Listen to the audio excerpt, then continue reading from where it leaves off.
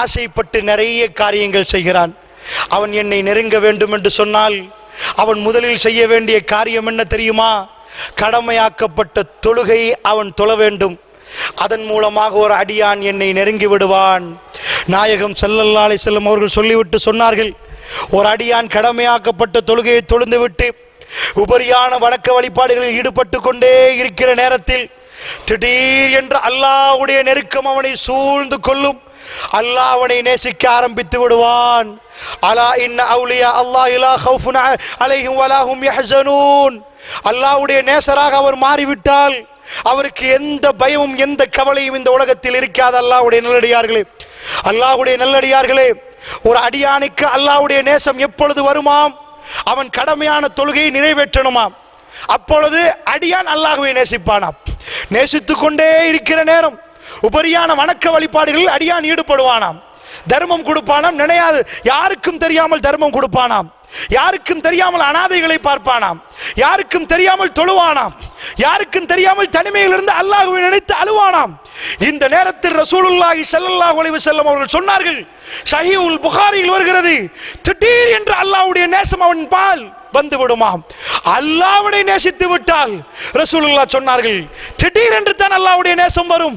அந்த அடியான் வணக்க வழிபாடுகளில் ஈடுபட்டு கொண்டே இருப்பான். எதுவரைக்கும் தெரியுமா? ஹத்தா உஹிப்பு, அல்லாஹ் அவரை நேசிக்கும் வரைக்கும் அந்த அடியான் அப்படி நஃபிலான வணக்கங்களில் ஈடுபட்டு கொண்டிருப்பான்.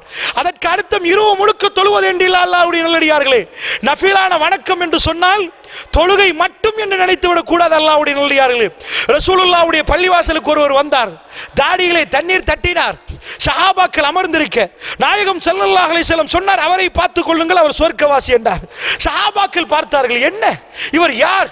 முன்ன பின்ன பெருசாக அறிமுகம் இல்லை, ஃபேமஸும் இல்லை, பெரிய இபாதத்து ஆளுகளா யார் என்று பார்ப்பதற்கு ஒரு தோழர் அவரிடம் வீட்டுக்கு போய், இந்த இரவு உங்கள் வீட்டில் தங்கலாமான்னு கேட்டார். தங்க கொடுத்தார்கள், அனுமதி கொடுத்தார்கள். வீட்டிலே பார்த்தார், இரவில் பெரிய அமர்கலமான வணக்கம் எதுவும் இல்லை.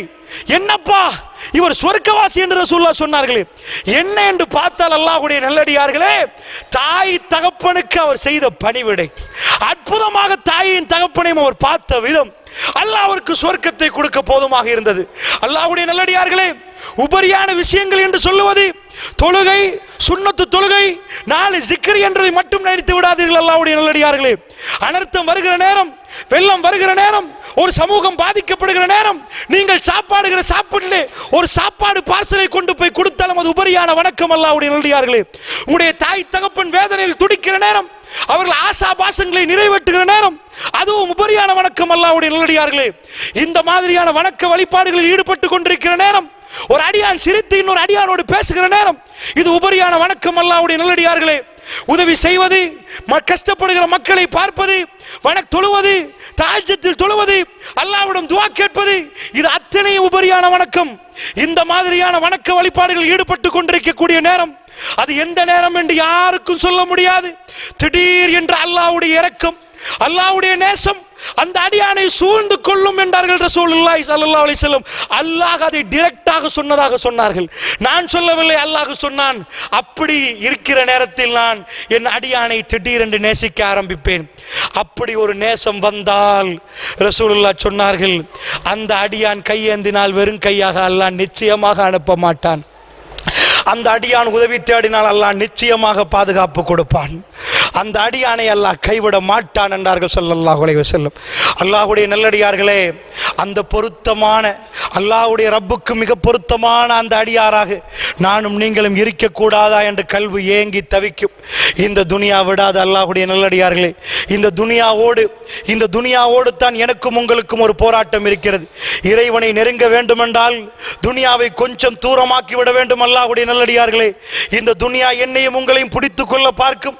இந்த துனியாவை விட்டும் சற்று அப்புறமாக்கி அல்லாஹ்வின் பக்கம் நெருங்கி, துனியாவிலே ஆசா பாசங்கள் எங்களை கூப்பிடுகிற நேரம், தப்பான விஷயங்களுக்கு எங்களுடைய மனங்கள் போகிற நேரம், அவைகளை விட்டும் அல்லாஹ்வின் பால் நானும் நீங்களும் திரும்பினால், நீங்கள் கரம் ஏந்தினால், அந்த அல்லாஹ் ரப்புல் ஆலமீன் அந்த துஆவை உங்கள் கண் முன்னாடி நிறைவேற்றி காட்டுவான். அல்லாஹ்வுடைய நல்லடியார்களே, சஹாபாக்களுடைய வரலாறுகளை சொல்ல போனால் எக்கச்சக்கமாக இருக்கிறது.